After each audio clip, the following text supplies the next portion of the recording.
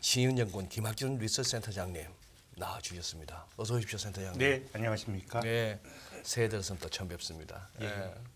오늘 안 그래도 저런 주제 한번 짚고 연초를 보냈으면 싶었는데 네. 탑다운 관점에서 본 2023년 주식시장. 우리 다현 씨 또 김학준 센터장님하고는 첫 방송이시죠? 네, 방송 하시는 것만 보고 네. 이상하게 연이 안 닿았나 봐요.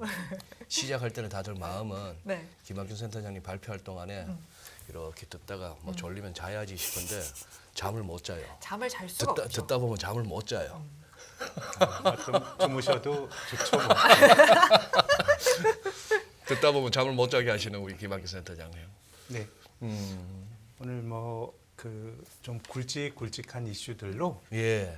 한번 좀 시장이 어느 정도 위치해 있고 네. 또 올 한 해 동안 또 어떤 팩터를 좀 눈여겨봐야 될지 이런 것들을 좀 말씀드리려고 예. 하는데요. 예, 뭐 시장이라고 하는 게 뭐 아무리 어려운 장에서도 잘 가는 종목이 있고 그렇죠. 또 뭐 좋은 장에서도 또 안 가는 종목도 있는데 지금처럼 시장이 전체적으로 많이 싸져 있다 그러면 뭐 네. 연초에 반등했습니다마는 뭐 길게 보면 재작년 7월에 3,300 이후에 크게 보면 지금 주가가 조정받아서 낮은 레벨이니까 네. 뭐 저는 투자에 정답은 없다고 생각합니다. 뭐 바텀업, 탑다운 다 필요한데 지금은 얼추 바닥을 또 잘 가늠하는 게 뭐 이제 약세장이 진행된 다음엔 또 중요하니까 그런 점에서 좀 눈여겨보고 있는 지표들 그림 10개를 가지고 왔는데요. 네. 예.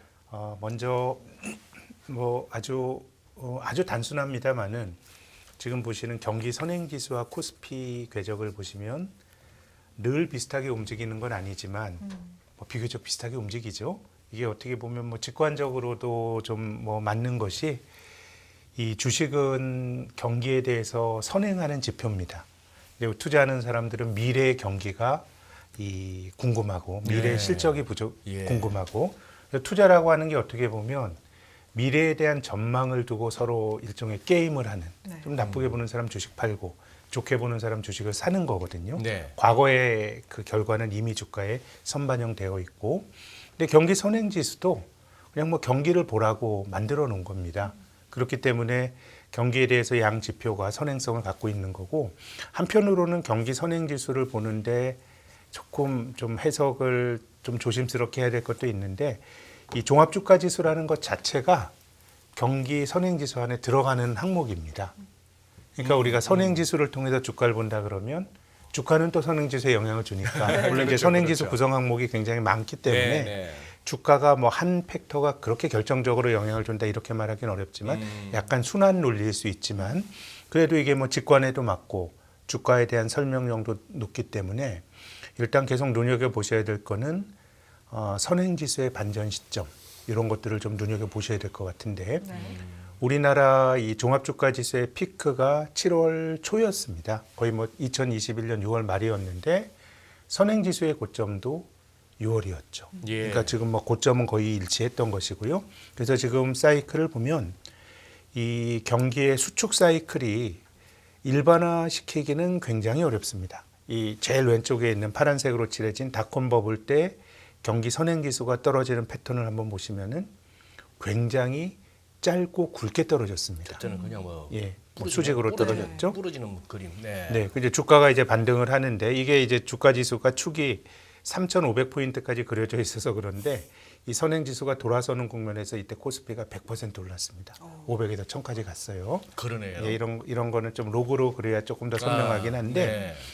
그래서 지금 우리가 작년 7월부터 재작년 7월부터 경험하고 있는 선행지수 기준의 경기 하강은 이게 2000년대 들어서 두 번째로 길게 떨어지는 겁니다. 그렇게 가장 길었던 게 이제 2017년부터 2019년까지 2년 넘게 떨어진 적이 있었는데요. 그걸 제외할 경우는 지금 이제 가장 길게 떨어지고 있기 때문에 일단은 뭐 결과적으로 선행지수가 언제 돌아서느냐 이런 부분들이 전체적인 어떤 주식의 바닥과 관련해서는 좀 의미가 있는 것 같고 예.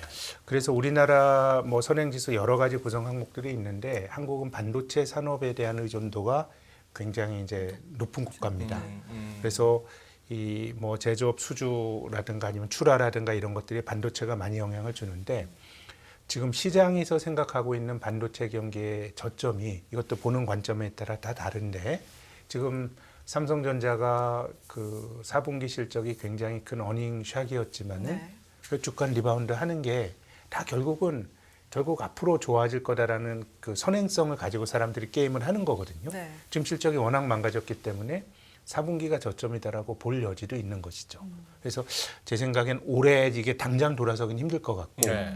선행지수의 저점은 올해 5월 전후한 시기가 한번 통상적인 사이클과 반도체 경기를 봤을 때 눈여겨볼 수 있는 타이밍일 것 같고요. 예.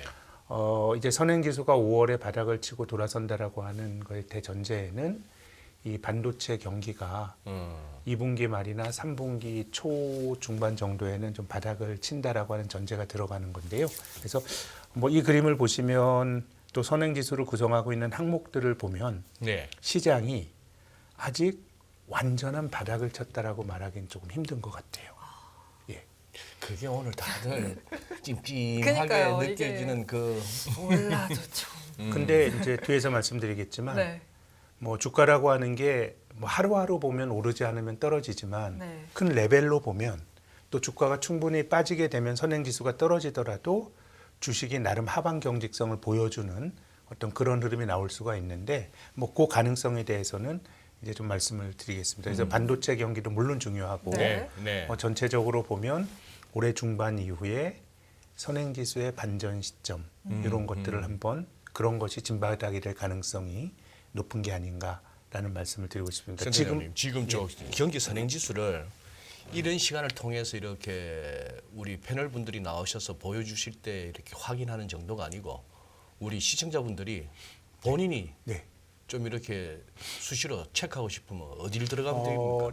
이거는 이제 매달 발표가 됩니다. 네. 매달. 이제 30일이나 29일 날 이 음. 통계청에서 산업생산이라고 하는 뭐 이 지표를 통계청. 네. 발표합니다. 예. 산업생산이 뭐 지난달에 어떻게 됐다 이렇게 발표하는데 그때 경기 종합지수라 그래서 경기 동행지수, 선행지수 같은 것들을 이제 같이 발표를 합니다. 예, 예. 그래서 지금 보는 건 이제 뒤에서 말씀드리겠지만 네.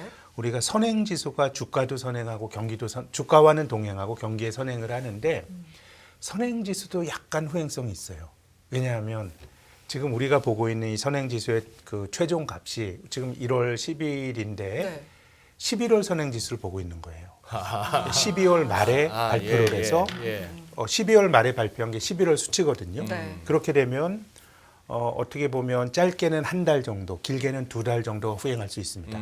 다만 그럼에도 불구하고 저는 이 선행지수보다 조금 더 선행할 수 있는 팩터를 뒤에서 의견을 말씀드릴 텐데 그럼에도 불구하고 선행지수가 바닥을 쳤다라고 하는 중요한 의미가 있죠. 왜냐하면 우리가 주식을 바닥에서 사면 좋지만 한 2달 정도 후행해서 산다고 하더라도 그게 긴 사이클로 보면 무릎 정도는 될 수 있는 거예요. 네. 네. 예. 그렇기 때문에 네. 이 최바닥은 아니더라도 올해 우리가 좀 눈여겨봐야 될 변수는 선행지수가 언제 바닥을 치고 돌아서냐 이런 부분들을 전반적인 장 상황을 판단하는데 네. 좀 중요한 중거의 틀로 삼으셔야 된다고 봅니다. 예. 그리고 두 번째 보여드릴 그림은요. 네. 이제 지금 시장인데 뭐 차트가 되게 복잡하죠. 이 그 오렌지 색에 이게 구현이 되는지 모르겠는데 잘 나오진 않는 것 같네요. 이 점선으로 그려진 그 오렌지 색의 점선을 PER입니다. PER. 지금 네. 어제 기준으로 PER이 거의 올해 실적 기준으로 보면 한 11.8배 정도가 됩니다. 그럼 이 11.8배가 2020년에 우리가 21년에 주가가 3,300 가고 할 때는 한 뭐 15배까지 갔었어요. 네. 그렇게 보면 밸류에이션이 좀 싸긴 하지만 네. 우리나라가 이 늘 코리아 디스카운트라고 하는 거를 투자할 때마다 듣는 시장이거든요. 네, 네. 그렇죠. 그래서 뭐 직관적으로는 역사적으로 보더라도 PER이 한 10배 정도면 뭐 싸지도 비싸지도 않은 수준인데 지금 11.8배라고 하는 게 대단히 비싸다 이렇게 말할 수는 없지만은 이제 두 가지 점이 좀 딜레마가 있는데 아주 싸지 않아요. 아, 또 두 번째는 지금 PER이 지금 이제 높아지고 있는 게 이 PER은 주가가 올라가서 높아지는 경우도 있고 아니면 이익 전망치가 하향 조정되면서 PER이 그러네요. 높아질 수도 그러네요. 있어요. 네. 그래서 지금은 이제 그 후자 쪽이 조금 강하기 때문에 제 생각에는 지금 주식이 대단히 그 뭐 매력이 있다 이렇게 말하기는 힘들 것 같고 이게 PER이라고 하는 거는 그 안에 이 뭐 좀 이제 투자를 오래 하신 분들은 제가 너무 뻔한 말씀을 드릴 수도 있는데 주식의 기대 수익률이라고 하는 개념이 PER 안에 내재되어 있어요. 이거 금리와 비교하기 위해서 네. 예를 들어서 PER이 10배다. 10배라 그러면 우리가 채권을 사게 되면요. 특정 기간 후에 원금을 받죠. 또 중간에는 배당을 받게 됩니다. 네. 이자를 받게 되죠. 채권은. 채권의 이자. 예. 근데 주식 투자를 했을 때 채권의 이자와 비슷한 개념이 배당이죠. 물론 이제 이자는 거의 확실하고 기업이 부도 안 나고 하면 확실하고 배당은 줄 수도 있고 안 줄 수도 있고 들쑥날쑥하니까 네. 불확실성이 크지만 배당과 이자가 약간 비슷한 측면이 있어요. 그러면 이제 채권은 시간 지난 원금을 회수하는데 이 PER이라고 하는 개념 안에는 내가 이 주식에 투자했을 때 원금의 회수 기간이란 개념이 들어가 있어요. PER이 10배라고 하는 거는 지금 이익이 100인 회사의 주가가 1000이란 얘기거든요. 네. 그럼 이 기업의 수익성이 미래에도 유지된다고 가정을 하면 PER 10배는 이 그 순이익 100이라고 하는 값은 주주들에게 귀속이 되는 거거든요. 네, 매출에서부터 비용 다 빼고 세금 다 떼고. 그러면 PER 10배는 10년 지나면 네. 원금을 회수할 수 있어요. 중간에 배당은 받는 거고. 그래서 PER 10배에 내재가 된 주식의 기대 수익률은 연간 10%예요. 복리를 감안하지 않으면 10%씩 10번 모으면은 그 원금을 회수하는. 이거 굳이 이제 이게 약간 좀 이 개념이 제가 말씀드린 게 논리적으로 100% 완벽한 건 아닌데 이런 식으로 주식의 기대 수익률을 계산하는 거는 채권 금리와 비교해서 주식의 매력도를 비교하려고 하는 거거든요. 예, 네. 예. 그럼 지금 우리나라 PER이 11.8배라 그러면 여기 내재가 된 주식의 기대 수익률은 11.8의 1 정도 되니까 뭐 한 8% 정도 되겠네요. 그 역수. 예, PER의 역수가 어닝스 일드라 그래서 주식의 기대 수익률이고요. 여기서 이제 결과적으로 주식과 채권을 비교했을 때 주식의 상대 매력도를 보여주는 게 이 회색으로 그려진 막대예요. 네. PER의 역수에서 금리를 빼면, 그래서 우리나라의 3년 만기 국고제 수익률을 빼면 결국은 주식의 기대 수익률과 그냥 위험을 안 지고 채권 이자로 받는 금리를 비교한 거거든요. 예. 그래서 이 막대 이 파란색의 회색 라인이 위쪽으로 막대 그래프가 클수록 금리가 낮든가 주식의 PER이 낮다라는 의미입니다. 주식의 매력도가 높은데 지금은 이 일드갭이 4.9% 포인트 정도 됩니다. 예. PER이 11.8배, 11.8분의 1에서 금리 3.58을 뺀 게 이게 역사적으로 보면 이게 언뜻 보시기에도 지금보다 이 주식이 덜 매력적인 적이 별로 없었거든요. 그러니까 지금은 아까 말씀드린 것처럼 네. 뭐 얼추 주가가 저는 바닥 부분이라고 보는데 뭔가 이것저것 신경 안 쓰고 달리기에는 금리도 좀 높아졌고 PER도 제 생각에는 좀 높은 수준이 아닌가 네. 이런 말씀을 드리고 싶고 그래서 이 일드갭이라는 것도 PER의 역수와 금리를 이제 비교하시고 또 이거는 뭐 정답이 있는 건 아니지만 이 과거의 시계열 추세를 봤을 때 지금 주식시장이 현재 금리 대비 얼마나 매력이 있는가를 가늠할 수가 있는데 그렇게 보면 지금 이것도 앞서 경기도 뭐 이제 돌아서 봐야 아는 거지만 아직까지는 선행지수가 꺾이는 흐름인 것 같고 PER도 제 생각에는 금리랑 비교해 보면 주식이 아주 매력적인 거는 아닌 것 같습니다. 그래서 저는 그러네요. 예. 뭔가 여러 가지로 주식시장이 여러 가지로 좀 바닥을 다시 한번 또 테스트하는 다중 바닥형의 형태가 될 것 같은데 그럼에도 불구하고 제 생각에는 우리가 작년에 봤던 주가의 저점, 코스피의 저점을 많이 하회할 것 같지는 않습니다. 그러니까 우리가 생각하는 모습은 뭐 오르기엔 부담스러운데 네. 떨어지면은 뭔가 하박경 직성을 가지는 흐름. 사실 지난 9월 이후의 흐름이 그래요. 우리가 9월 저점을 깨진 않았고 2150에서 한 뭐 2500 언저리까지 갔다가 네. 사실 그것 또한 15% 이상 되는 주가 지수가 그렇게 올라간다면 꽤 강한 반등이었습니다. 강한 네. 반등이었고. 근데 또한 10% 넘게 밀렸는데 경기 선행 지수가 바닥을 치고 돌아서기 전까지의 시장의 모습은 대략 그렇지 않을까. 그럼 왜 덜 빠질 거다라고 생각하냐 하는 이유를 좀 말씀을 드리면 이것도 좀 뭐 너무 PBR이라고 하는 게 뭐 진부할 수도 있지만 이 기업이 네. 가지고 있는 자기 자본이라고 하는 거는 확실한 값이에요. 네. 주주들에게 귀속이 되는 장부상의 값이기 때문에 뭐 이걸로 정교한 바닥을 뭐 이제 측정하거나 이런 거는 저는 별로 의미가 없다고 보지만 대략 지금이 얼추 악재를 많이 반영하고 있는 수준인지 아닌지를 우리가 가늠할 수는 있습니다. 지금 PBR이 오늘 종가 기준으로는 한 0.89배 정도 돼요. 작년 3분기 말 기준으로 기업이 가지고 있는 장부가 대비해서 시가총액이 한 10% 정도 디스카운트가 되어 있는 겁니다. 네. 그럼 네. 뭐 장부가 대비 PBR 한 배 미치라 그러면은 야, 뭐 주식이 적어도 비싸진 않다 이런 말을 할 수가 있는데 네. 지금 이제 오른쪽에 표시는 0.84배는 작년 9월 말의 저점 2,150까지 밀렸을 때 0.84배였다는 얘기인데요. 뭐 역사적으로 보시면 뭐 0.84배보다 더 낮아진 적이 많아요. 네, 생각보다. 근데 이걸 한번 뜯어봐야 될 것은 외환위기 때 0.44배까지 떨어졌어요. 거의 네. 장부가 대비해서 주식의 가격이 56%나 디스카운트 됐다는 얘기입니다. 그러네요. 근데 네.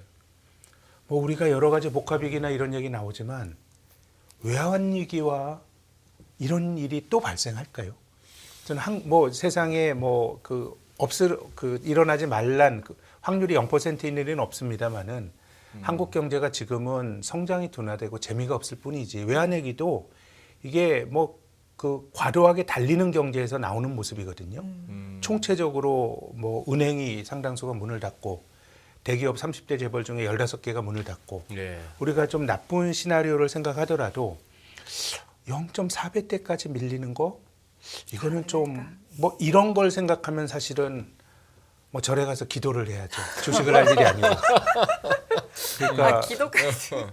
이거는 제 생각에 조금 시나리오에서 과도하다. 배제해도 될 것 같고 네. 그래도 0.6대까지 밀렸던 사례들이 있습니다. 이때 2001년도 9.11 테러 때 0.66배, 코로나 팬데믹 때 0.64배까지 밀렸어요. 근데 9.11 테러와 코로나 팬데믹은 이거 뭐 어떻게 해야 되나? 이거 뭐 어떻게 이거 우리가 대처할 수 있는 부분. 블랙스완이죠. 그렇죠. 블랙스완이죠. 네. 물론 이제 나심 탈렙 이런 사람은 이 블랙스완이 생각보다 자주 나타나니까 어떤 일에 늘 대비해라 뭐 이런 조언을 하기도 해요. 블랙스완이라는 책을 쓴 나심 탈렙이. 근데 제 생각에는 이 나심 탈렙의 이야기도 저는 공감되는 바가 있지만 9.11 테러나 코로나 팬데믹처럼 예상치도 못했던 이런 블랙스완이 나타나면 온갖 화력이 총동원되면서 그 다음에 나타나는 모습은 거의 V자형 반등의 모습이에요. 그래서 장부가 대비 30% 이상 디스카운트 됐던 9.11 테러나 코로나 팬데믹 역시도 그때는 사실은 그냥 꾹 참고 버팀이 필요한 일이지 그런 걸 염두에 두고 전략을 짜긴 저는 어렵다고 봐요. 네, 그렇죠. 그럼 0.6배까지 네. 빠지는 것도 일단은 매우 드문 일이다. 그런 일 닥치면 그냥 견뎌야 될 뿐이지 우리 전략에 예상을 하긴 힘들고 제 생각에 현실성이 높은 거는 0.7배 때까지 주식이 밀리면 이런 일이 0.7까지 밀리는 건요. 90년대 초에 3조 호황 직후에 우리나라 기업들이 대규모 부도가 났습니다. 네, 그래서 예. 뭐 은행들 뭐 리스크 거론이 되고 이게 일종의 시스템 리스크입니다. 이때 0.76까지 빠졌고요. 또 2003년 3월 달에 이때 카드 버블이 붕괴가 되면서 이때도 뭐 LG카드라든가 이런 거 휘청휘청거리고 외환은행도 어려웠죠. 이런 시스템 리스크가 생기면 0.74배, 0.7대까지는 밀릴 수도 있다고 봅니다. 이건 우리가 살면서 나타날 수 있는 일이에요. 글로벌 금융위기 때는 한국에서 문제가 있었던 건 아니지만 미국발 위기가 전염되면서 0.8배까지 떨어졌는데 지금 PBR이 0.84배란 말입니다. 네. 그래서 예. 저는 9월의 저점이 뭐 진바닥이다, 뭐 완전한 바닥이다. 우리가 뭐 시장에서 확정 지을 수는 없는 거잖아요. 근데 우리가 조금 심하게 떨어진다, 블랙스완이고 심하게 떨어진다고 하더라도 0.7대라 그러면 9월의 저점보다 10% 정도 더 밀리는 수준입니다. 물론 9월의 저점보다 10% 더 밀린다 그러면 우리가 투자자 입장에서는 하루만 떨어져도 마음이 아픈데 그게 쉬운 장은 아니지만 네. 근데 저는 이미 주가 지수가 우리가 고점에서부터 1200포인트를 두드려 맞고 왔는데 여기서 한 150포인트, 200포인트 더 떨어지고 이게 바닥이라 그러면 그때는 우리가 역발상으로 생각할 여지가 있다고 봅니다. 예. 그래서 저는 뭔가 오르는 힘은 약한 시장인데 한 상반기 정도까지 놓고 보면 시장은 작년 9월의 저점을 많이 하회하진 않지 않을까. 조금 나쁜 상황이 있더라도 뭐 거기서 뭐 10% 남짓 꽤 나쁜 시나리오를 생각하더라도 그럼 얼추 지금의 레벨이 길게 보면 바닥부근 아닌가. 그래서 이런 밸류에이션과 경기 사이클로 보면 선행지수가 돌 때까지 시장의 모습은 경기가 나쁘니까 계속 저점을 낮춘다가 아니고요. 예. 약간의 다중바닥형 패턴. 바닥으로 밀리지만 그 바닥을 안 깨고 또 짧게는 그 바닥 9월 저점 부근이라 그러면 ETF나 인덱스를 통해서도 10에서 15% 정도의 업사이드가 나오는 뭐 그런 정도의 흐름이 아닐까 생각을 합니다. 네. 지금 보여주신 저 PBR 차트에서 이제 그런 것 같아요. 그동안에 1 아래, 특히 0.9 아래 정도면은 뭐 어지간하면 사서 견딜 만한 구간이다. 이런 얘기들은 많이 하시죠. 많이들 하셨어요. 근데 이제 우리 센터장님 말씀을 듣다 보니 IMF 외환위기나 무슨 뭐 저기 코로나 터졌던 이런 상황을 갖다가 우리가 상정할 건 아니지만 적어도 카드채 사태 났을 때나 기업 부도 났던 90년대 초반이나 이런 걸 보면은 0.7대까지는 갈 수는 있는 거고. 네. 그러면 9월 달에 작년 9월에 봤던 게 2150이라 했고 네. 얼추 10%라고 하시면 지금 이제 언제 들어갈까 생각하시는 분하고 지금 막 계산기 두드리고 바쁘실 그쵸. 것 같아. 네. 2150에서 10%, 200 그러면 살짝 2000도 살짝 깬다. 뭐 이런 어떤 뭐 생각이 그럴 나오는 일도 거 벌어질 수 있죠. 벌어질 수도 있는데. 예, 다만 이제 지금 상황은 뭔가 이제 시스템이 좀 흔들려야 되는 건데 네. 만약 그런 일이 벌어지는 시나리오를 생각한다 그러면 지금 뭐 부동산이겠죠. 그렇겠죠. 예, 부동산이 막 나빠지고 이런 건데 그래도 저는 좀 확률이 낮다라고 생각하는 것은 네. 이 어떤 시스템적인 리스크라고 하는 거는 금융기관의 리스크입니다. 거대 금융기관이 흔들리고 그러면서 대출을 못 해주고 오히려 돈을 환수하고 네. 그러면 금융에서 돈이 안 돌면 이게 다시 실물 경제에 부정적인 영향을 주는 게 시스템 리스크거든요. 근데 시스템 리스크가 발생하려면 거대 금융기관이 흔들려야 돼요. 은행이죠, 대부분. 네.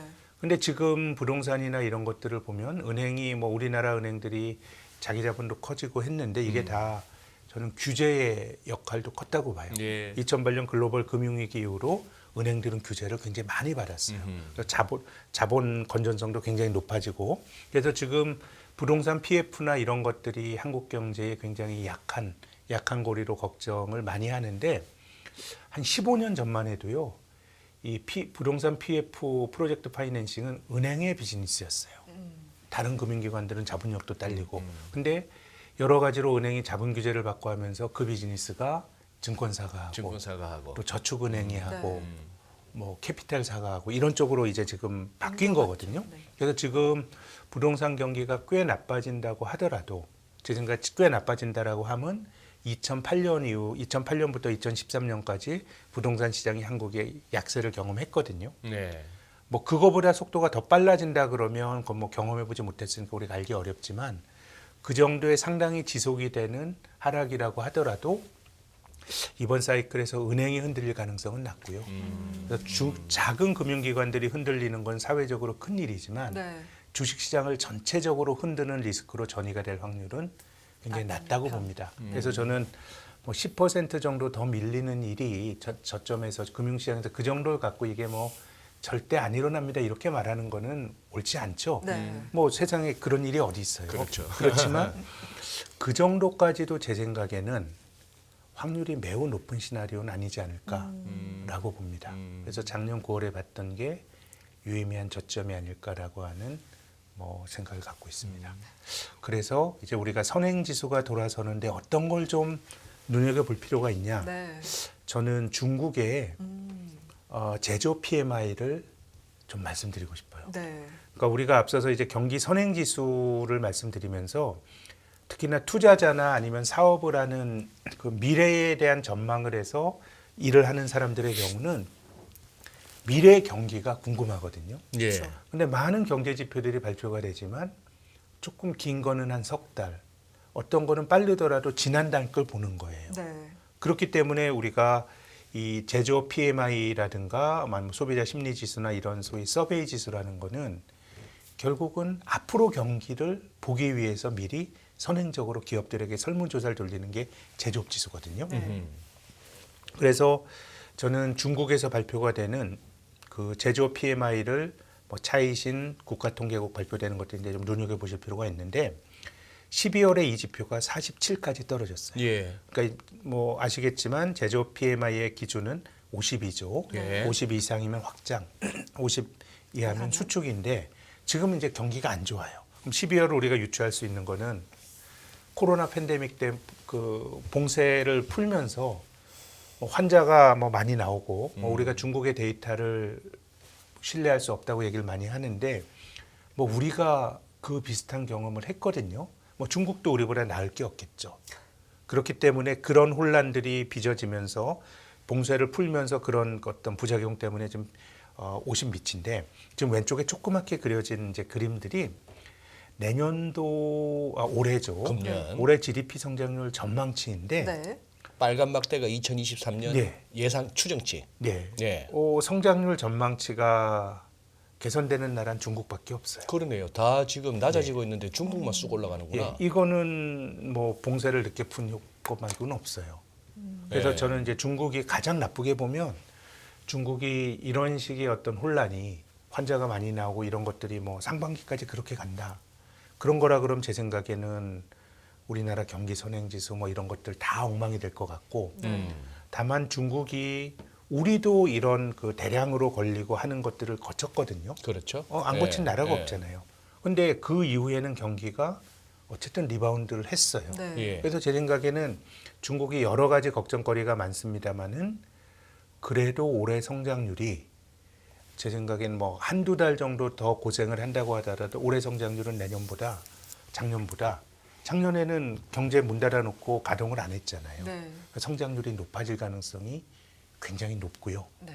그렇게 본다 그러면 중국 경제에 대해서 가장 선행성을 갖고 빨리 볼 수 있는 지표가 제조업 PMI예요. 네, 네. 그래서 이것도 매월 말에 이 주로 이제 중소기업들의 제조업 경기를 보여주는 차이신 PMI가 발표가 되고 또 이제 국유기업들 보여주는 국가통계국 제조업 PMI가 발표가 되는데 둘 다 중요합니다. 그래서 제 생각엔 제가 아직 선행지수를 보면 이게 바닥이 아닐 것 같다라는 말씀을 드렸고 선행지수는 우리가 보는 선행지수는 최대 2달 정도 우리가 후행해서 보게 된다라는 거고 그렇다 그러면 올해 결국 탑다운 관점에서 올해 매크로의 키를 쥐고 있는 건 저는 중국이라고 봐요. 올해 중국이 이렇게 작년보다 성장률이 턴어라운드 하지 않으면 네. 올해 되게 나빠질 거라고 봅니다. 특히 한국의 경우는요. 특히 한국이 더 중요한 그 중국의 지표를 더 열심히 봐야 될 거는 뭐 우리나라가 중국 의존도가 높다라고 하는 것은 뭐 다 알고 계실 텐데요. 네. 지금 보시는 그림은 우리나라의 GDP를 분해해 본 겁니다. 네. 최근 10년은 이제 2012년부터 작년 우리 GDP 최종값이 이제 작년 3분기까지 나왔으니까요. 그 10년은 얼추 이제 차이나 리스크라는 말을 우리가 달고 살았던 그 시기였습니다. 예. 2000년대 들어서 우리 중국이 기회의 땅에다가 얼추 보면 이제 2011년 정도부터 한국에서는 그 당시에 차화정이라고 하는 자동차 화학 정유라고 하는 차이나 스토리로 급등했던 종목들이 무너지면서 이제 지난 10년은 중국의 모순이 커졌던 시기인데요. 최근 10년 동안에 우리나라 GDP 성장률은 평균 한 2.7% 했어요. 그러면 이제 GDP를 구성하는 항목이 그 가게가 쓰는 민간 소비, 또 기업이 하는 투자, 또 투자는 설비 투자와 건설 투자로 나눌 수 있고 또 수출, 또 정부 지출인데 그럼 지난 10년을 보시면 한국 경제를 지탱해 왔던 게 뭐 민간 소비는 뭐 성장률을 계속 밑돌았고요. 정부 지출과 수출이에요. 뭐 설비 투자는 그냥 똔똔은 했고 건설 투자는 뭐 부진했고요. 최근 5년을 보면요. 이건 2017년 이후인데 네. 이때는 미중 갈등이 불거졌어요. 네. 또 코로나가 있었고요. 예. 이때도 성장 기여도가 높은 걸 보면 역시 정부 지출과 수출이에요. 근데 지금 그 우리나라가 그래도 지향이 보수적인 정부가 이제 들어오면서 이제 돈 많이 쓰는 거에 대해서는 기본적으로 재정 건전성을 중시한다는 거 아니에요? 네. 그래서 이번에 그 정부의 예산도 상당히 긴축적으로 네. 추경까지 감안하면 작년보다 정부 예산이 작아졌거든요. 그래서 이게 사실 뭐 정부 지출이 어떻게 보면 성장률을 끌어올린다 이렇게 말하기는 힘들고 떨어지는 거를 그동안 방어했는데 네. 정부 지출의 힘은 매우 약해질 개연성이 큽니다. 적어도 올해는. 음. 그런 거라 그러면 결국은 뭐 한국은 또 역시 수출을 볼 수밖에 없죠. 뭐 민간 소비는 지금 우리나라 가계 부채가 GDP의 100%가 넘는데 이렇게 이자율이 높아졌는데 뭐 소비가 잘 될 턱이 없는 거잖아요. 예, 그렇게 본다 그러면은 네. 예, 물론 이제 기업은 조금 달라요. 여기 보면 이 설비 투자는 우리나라 기업들이 한국 땅에서 한 투자인데 네. 우리나라 기업들이 뭐 현대차만 하더라도 국내에서 생산하는 것보다 해외에서 더 많이 생산하니까 그렇죠. 기업은 나름대로 예. 해외 직접 투자까지 생각하면 그냥 이 숫자보다 열심히 투자하고 있다고 생각해요. 그렇지만 이제 우리가 지금 말씀드리는 거는 네. 계속해서 경기 선행지수나 이렇게 하면 이건 기본적으로 여기서 벌어지는 일들 갖고 판단을 해야 되는 거거든요. 네. 그렇게 본다 그러면 결국은 이번 사이클에서도 수출이 중요하겠죠. 기업이 뭐 투자한다고 하더라도 우리나라 대기업들 미국에 투자하기로 약속한 금액들도 엄청나고요. 그래서 전체적으로 선행지수나 뭐나 우리가 그 수출의 턴어라운드를 잡아야 되고요. 네. 이제 그것을 제가 이제 중국의 제조업 지수라든가 이런 걸 통해서 가늠을 해봐야 되고 네. 특히 중국의 제조업 지수를 눈여겨 보셔야 될 또 다른 이유는요. 지금 보시는 그림은 우리나라의 대중 무역 수지입니다. 네. 우리가 작년에 한국 수출이 망가진 주된 이유 중에 하나도 우리가 미국으로 수출은 15% 이상 전년 동기비 늘어났어요. 네. 대중 수출이 문제였거든요. 근데 이게 뭐 보통 이 그림은 우리가 정말 심각하게 곱씹어야 되는 것이요. 이제 중국에서 적자를 본 중국 상대로 적자가 난다는 얘기네. 그죠? 적자가 났죠. 그것도 이게 작년부터. 94년부터 처음 28년 만에 처음 그러니까요. 나타난 네. 그래서 크게 보면 우리나라가 2000년대는 아까 카드 버블이 붕괴된 게 2002년 3년이에요. 어떻게 보면 내수 부양을 통해서 한번 경기를 키워보자라고 했던 그 큰 프로젝트가 있었고 네. 그게 어떻게 보면 과도한 버블과 버블의 붕괴로 끝났고 지난 20년 보면 내수가 성장을 기여했던 적이 단 한 번도 없어요. 기업은 해외에 투자하기 바빴고 네.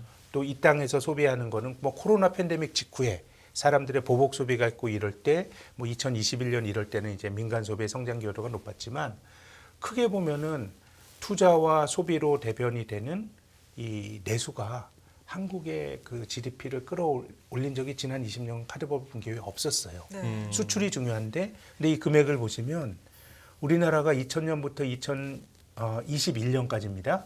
2000년부터 2021년까지 전체 무역 수지 흑자가 7,900억 달러였는데 중국에서 7,100억 달러를 벌었어요. 대부분. 예. 네요.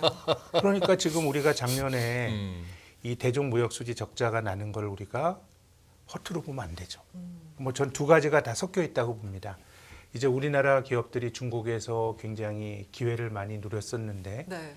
뭐 여러 가지 규제도 있고 또 중국 기업들의 경쟁력이 높아지면서 구조적으로 무역 수지 흑자가 축소되는 부분도 있고 이건 굉장히 이제 구조적인 과정일 수도 있어요. 왜냐하면 적자가 나기 전에도 이 그림을 보시면 대중 무역 수지 흑자 규모는 좀 그래도 추세적으로 떨어졌거든요. 네. 근데 이제 작년에 적자까지 난 거는 이게 정말 지속성을 가진 현상인지는 아직 속단하기는 이릅니다.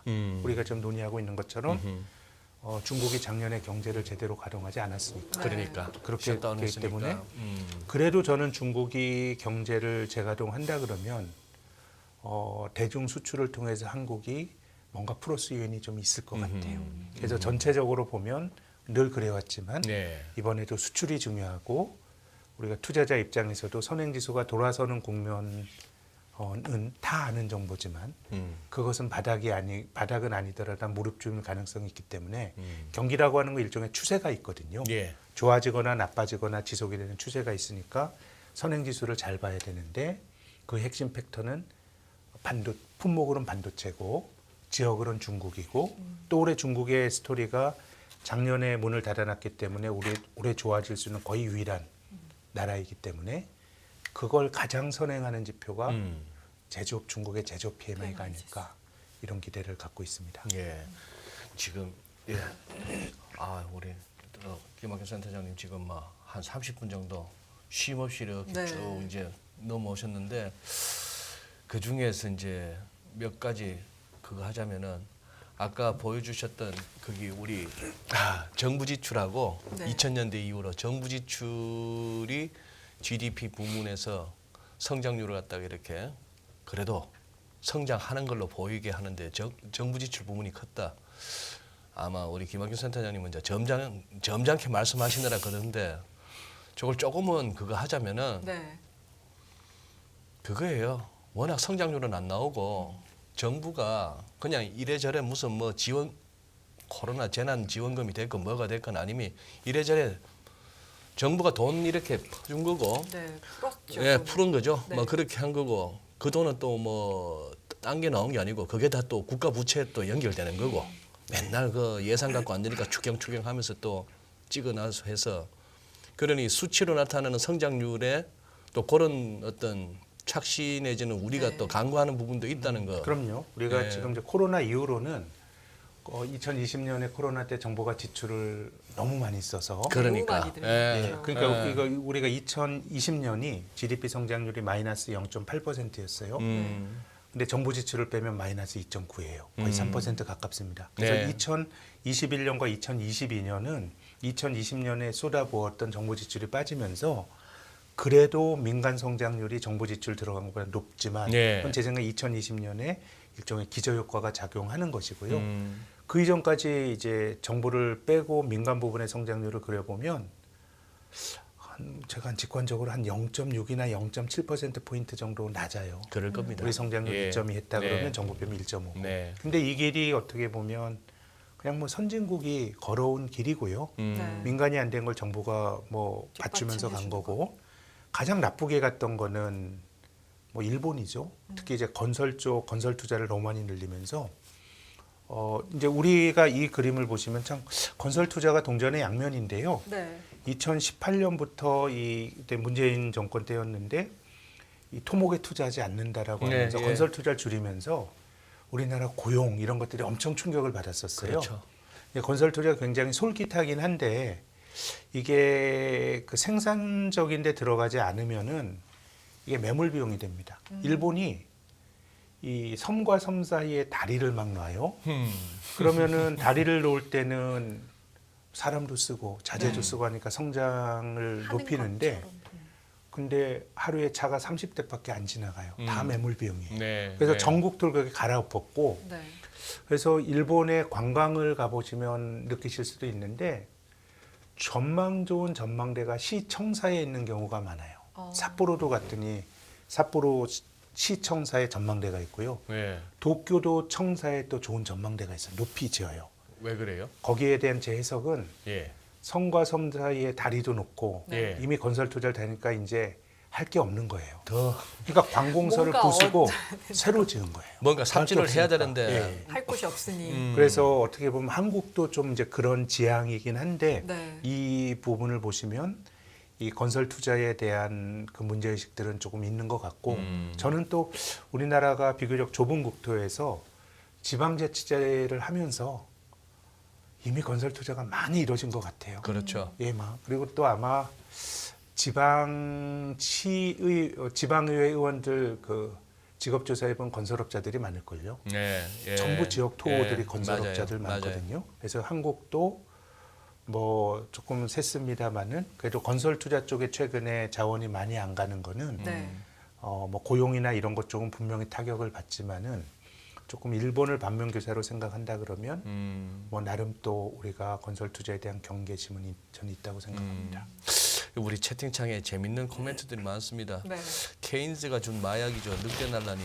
아마 이 정부 지출로 일단 뭐 성장률 어쨌거나 땜빵하고 하는 거 이런 부분을 갖다 코멘트 하시는 것 같고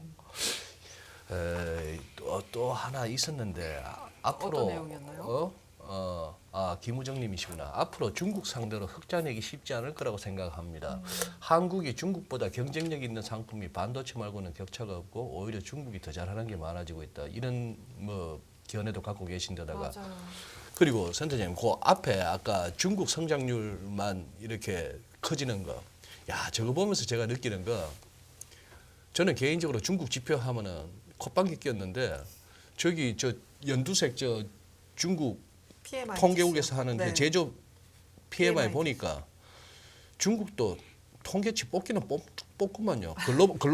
글로벌 추이하고 네, 같이 뭐, 가네요. 다르지 않나요? 예, 택도 근데 없는 소리는 아니네. 네, 신뢰도는 그래서 예전에 그 중국의 경제 그 시진핑 지난 집권기에 네.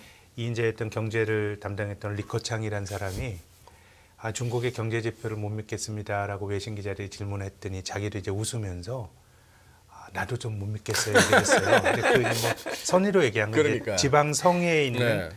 각 성의 경제 지표를 모은 게 중국의 성장률 아닙니까? 네. 그러다 보니까 각 성에 있는 사람들이 성장률을 높이는 게 그 관료들이 출세길이니까 좀 과장된 지표들이 올라온다는 거예요. 네. 네. 그래서 리커창이 자기는 그래서 세 가지를 본다. 음. 신규 대출, 화물 운송량, 전기 사용량. 전기 사용량. 네, 그래서 이 세 개를 가지고 또 리커창 지수라고 지수라고 해서 그랬죠. 저희도 그거 만들어 가지고 보는데 음. 뭐 하여튼 중국은 뭐 지표 자체의 신뢰도는 좀 떨어진다고 봐야 되는데 그러니까 아까 그래도 어쨌든 뭐 큰 흐름에서는 그 슬라이드 다시 한번 보여주시면은 네. 최근에 제가 알기로 저 중국 성장률 커지는 거.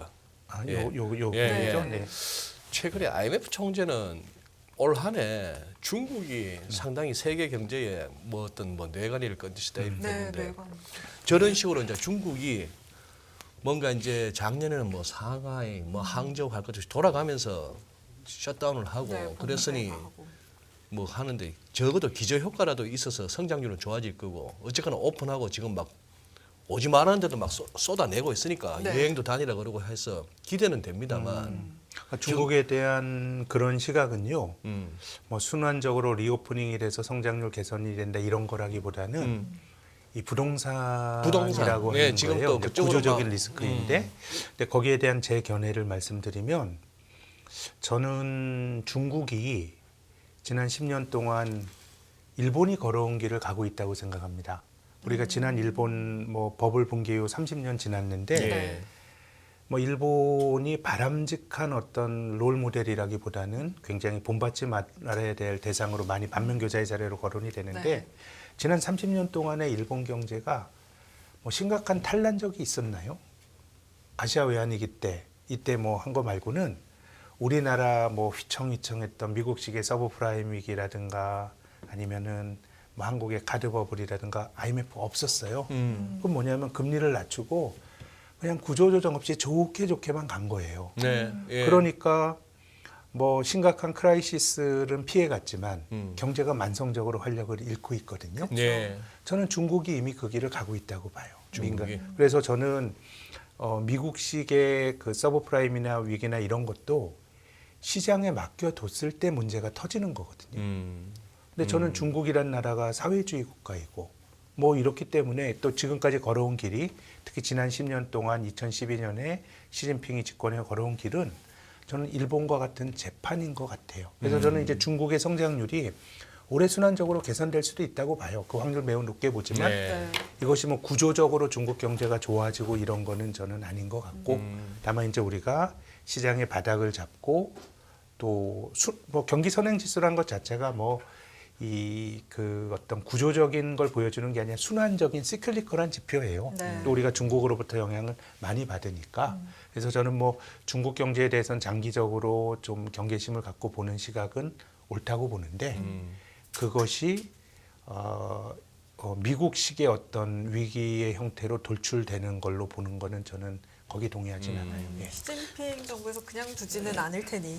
그냥 네. 두지는 않을 테니 또 일단 뭐 대정령법으로 또 부동산 쪽으로 또 돈 풀고 풀어나가면. 대출하고 이러면서 또 덮어서 가서 일이 더 커질까 싶기도 한데 아니 아까 대중무역 네. 우리나라 전체 무역 흑자 중에 대중 흑자가 대부분이었다는 네. 그 얘기 그 대목하고 그러다가 우리가 이제 작년에 적자로 돌았다 싶으니 경제적인 측면에서는 마음 한켠에 중국 좀 살아나라. 네. 그래서 우리 한국에서 좀 이렇게 중간재가 됐건 뭐라도. 원자재가 됐건 뭐가 됐건 좀 많이들 해라 싶은데. 뭐 장기적으로는 우리가 뭐 전략적으로 저는 중국 의존도를 낮춰야 된다고 보는데, 네. 근데 그 과정이 좀 이제 소프트 랜딩을 하느냐 아니면은 그게 격하게 하드 랜딩이 되느냐가 전체적으로 한국 경제에 저는 영향을. 큰 그 영향을 줄 거라고 봐요. 봅니다. 네. 근데 센터장님은 어느 정도 민감하신지 모르겠는데 저는 의외로 저 미세먼지에 예민하거든요. 요즘 중국 조금, 좀 네. 잘 되라 싶던데 지난 주말 같은 한 2, 3일 겪고 나니까 진짜 중국- 답답하죠. 중국 잘 되지 마라 싶은 거예요. 잘 되면 우리 못 살아요. 숨을 못 쉽니다. 살면서 이게 사람이 이게 숨도 사는 게 아니죠. 아니 나 애들 보면 정말 안타까워요. 네, 코로나 무서워서 마스크, 먼지 때문에 마스크. 놀이터에 아이들이 없죠. 그 한참 그 키 크고 얼굴도 이렇게 막 골격이 형성되고 할 우리 2000년대 우리가 2019년이었죠. 코로나 19. 네. 그 무렵 생년월일 되는 아이들은 나중에 진짜 걱정됩니다. 지금 코로나 베이비들은요 언어 치료 굉장히 많이 받는데요. 마스크를 끼고 있어서. 그렇죠. 예. 아유 참 경제만 보면은 중국 응원하고 싶다가도 한 번씩 보면은 진짜 이게 뭐 중국에서 공장 안 돌린다고 하면 또 미세먼지가 금방 네. 좋아지니까 답답한 측면이 그러니까 좀 있긴 미세먼지가 하죠. 많아지면 우리가 또 어떻게 보면 중국 제조 PMI가 혹시 좀 네. 돌아서지 않을까. 또 투자자의 관점에서는 또 제조업 PMI 지표로 미세먼지를 볼 수 있을까요? 어쨌든 뭐 좀 돌아간다는 얘기니까요. 네. 네. 지금부터 뭐 10여 분 안쪽으로 말씀드릴 거는 네. 그냥 뭐 투자자들의 행태와 네. 또 뭐 저의 뭐 의견인데요. 예. 이제 2020년 코로나 팬데믹 전후에서 나타났던 소위 투자 붐, 동학개미, 서학개미 투자 붐은 일단락이 된 것 같습니다. 주식시장으로 들어온 돈이 180조 원이 돈이 들어왔어요. 국내 주식만 하려고요. 근데 이제 왼쪽에 보시는 그림은 월간 단위로 돈이 들어온 규모인데요. 이게 뭐 한 달에도 20조 원이 넘게 들어오고 이런 일이 있었습니다. 네. 근데 지난 12월 달이 최종 수치인데 최근 6개월 중에 5달이 유출이에요. 그러니까 이제 돈이 주식시장으로 열심히 들어오는 어떤 투자 홀릭 시대는 끝난 것 같고요. 또 해외 투자도 마찬가지입니다. 우리나라 투자자들이 주로 나스닥이 기술주를 많이 샀는데요. 예. 오른쪽 그림 보시면 나스닥 순매수 금액도 현저하게 줄어들고 있습니다. 지금 이제 9페이지에 보실 그림은요. 아직도 그래도 사고로 있다는 얘기네요. 미국 주식을. 네, 그렇습니다. 이제 뭐 물타기 하고 있는 네, 거죠. 네. 근데 이건 이제 해외 투자는 빠진 것이고요. 네. 네. 일단 동학 개미 열풍 때 나타났던 이 투자 붐이 정말 좀 전례를 찾기 힘들다라고 하는 대단하죠. 거는요. 돈의 규모가 뭐 말도 안 되게 컸습니다. 막대 그래프가 주식형 펀드와 직접 투자 포함해서 이제 돈이 들어온 거예요. 이 동학 개미 열풍 이전에 돈이 많이 들어왔던 거는 99년도에 바이코리아 펀드 열풍으로 돈이 많이 들어왔는데 이때 들어온 거는 좀 분리해서 봐야 돼요. 이건 통계 때문에 그런 건데 지금은 주식형 펀드가 자기 펀드 안에 주식을 최소 60% 이상 편입해야 주식형 펀드로 분류가 됩니다. 네. 아 예. 근데 이 99년 이 시점에서는 주식을 한 주만 사도 주식형 펀드로 그냥 분류를 해버렸어요. 그러니까 지금 채권형 펀드로 분류가 되는 상당수의 금액이 주식형으로 잡혔으니까 이건 허수가 많다고 봐야죠. 네. 근데 이제 우리나라 가계에 돈이 들어온 패턴을 보시면 3조 호황 때 88년, 89년도에 돈이 좀 들어옵니다. 이게 뭐 그 이 시계열이 너무 차이가 나서 조금 들어온 것 같지만 이 당시만 해도 그 일간지에 그 논 팔고 소 팔아서 주식한다는 얘기가 나왔던 기억이 나요. 요새는 아무데나 조조하지만 저 지금 주식 투자 대중화했던 저 88, 89 저 막대 그래프 보니까 적어도 몇 조는 되는데 저 때 몇 조는 큰 돈이었죠. 큰 돈이었죠. 예. 이 당시를 딱 끊어서 이 차트를 그려보면 엄청나게 긴 그러니까. 막대 예. 그래프가 서겠죠. 근데 보시면 이제 굉장히 고점에 들어왔다가 이제 주식이 꺾이니까 주식을 잘 안 합니다. 네. 그러니까 94년도 정확히 고점도에 이때는 주식형 펀드를 통해서 돈이 들어와요.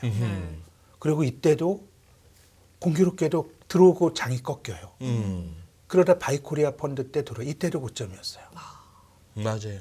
보시면 우리가 주식 투자를 하다가 안 하고 하는 한 4, 5년에 한 번씩의 패턴들이 반복이 됩니다. 네. 근데 2004년부터 2007년까지는 굉장히 좋은 주식 문화가 적립식 펀드도 있었고요.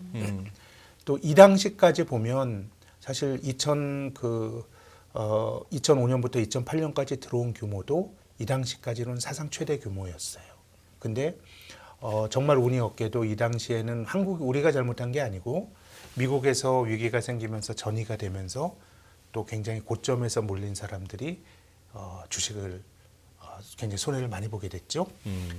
뭐 그 당시에 인사이트 펀드 이런 것도 굉장히 뭐 그래요. 특정 금융사에서 만든 거지만 굉장히 시대를 상징하는 펀드이죠. 근데 이렇게 열심히 하다 보니 그 다음에 10년 동안 주식을 안 했어요. 그거다 이제 동학개미 열풍이. 그래서 지금 보면 지금 이 그림이 네. 사실 과거에도 나타났던 모습이에요. 굉장히 열광하다가 안 하는 거. 그리고 고점에서 열광하다가 쌀 때 안 하는 거. 이런 모습의 반복이거든요. 그래서 저는 이 투자자들의 행태를 이렇게 관찰을 해보면 주식시장으로 자금을 끌어들이는 가장 중요한 동기가 뭐냐? 전 주가라고 봐요. 주가. 그렇죠. 예, 뭐 우리가 탐욕이라고 말하고 싶진 않고요. 시기심 혹은 욕심, 올라갈 때 주식하는 일종의 심리적 기제고요. 또 반대편의 공포, 이런 것들이 이제 좌우가 되는 거예요. 그러다 보니까 올라갈 때 투자 붐이 일고 상당히 높은 가격대에 몰입이 나타나고 예.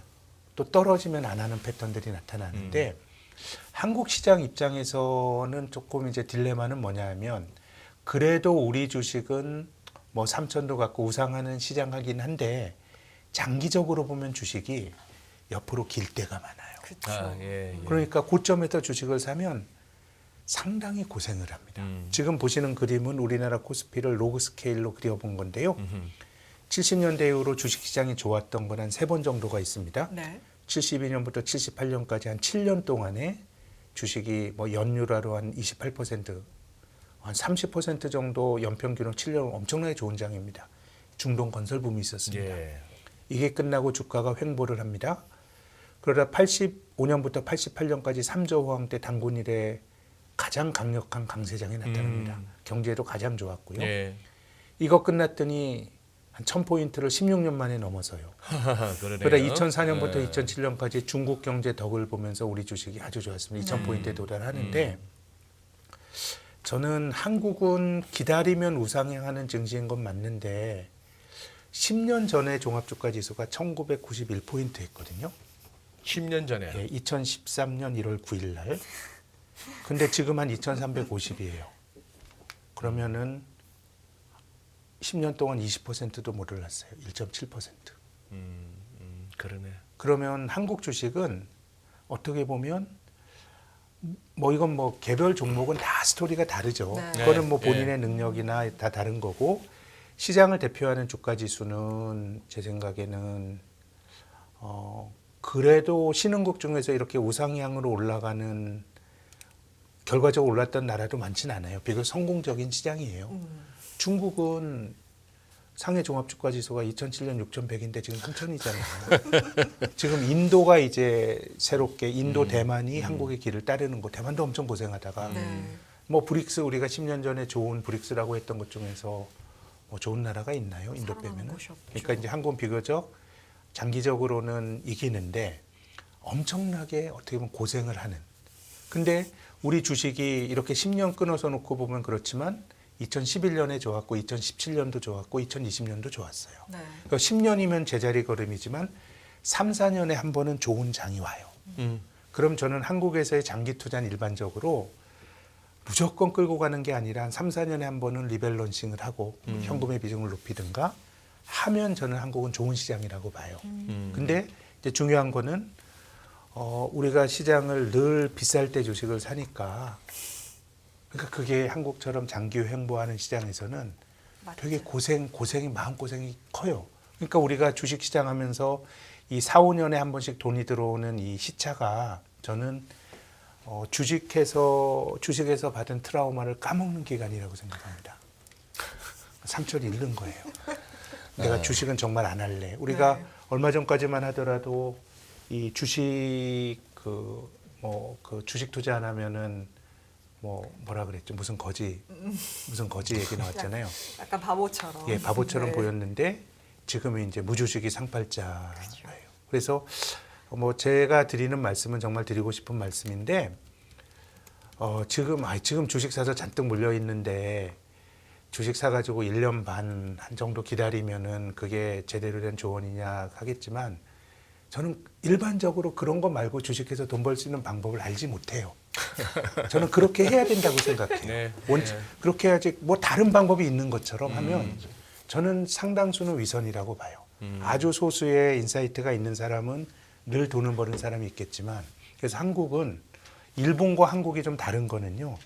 일본은 버블일 때 주식의 밸류에이션이 너무 비쌌어요. PER이 70배예요. 그런 건 장기적으로 회복이 계속 떨어지는 시장이고 네. 한국은 떨어지는 시장이 아니고 횡보형 시장 같아요. 네. 주식이 비싸진 않으니까 싸게 사면 기회가 있어요. 그렇지만 우리가 늘 싸게 살 때는 주식에 흥미를 잃고 올라가게 되면 뒤늦게 들어오니까 그래서 저는 지금이 네. 너무 뻔하다라고 저는 욕하셔도 된다고 생각해요. 그렇지만 한국은 지금 정도가 오히려 좀 기회가 아닌가. 이렇게 하지 않으면 무슨 쪽집게처럼 한번 복귀를 해보자고요. 내가 펀드 전문가에게 맡겼건 내가 직접 했건 네. 지난 10년 동안 안 됐으면 그 방법이 틀린 거예요. 그렇게 해야지 뭐가 또 바뀌겠어요? 예, 그런 거라 예. 그러면 다소의 역발상으로 말씀을 드리고 싶고요. 네. 마지막 그림 하나만 네. 말씀드리면 S&P 500 지수의 장기 추세입니다. 미국도 우상향하는 굉장히 좋은 그래프인데 장기 강세장 이후에는 또 횡보하는 사례가 많아요. 37년부터 49년까지 횡보를 했고요. 5, 60년대 굉장히 좋다가 69년, 82년 횡보고요.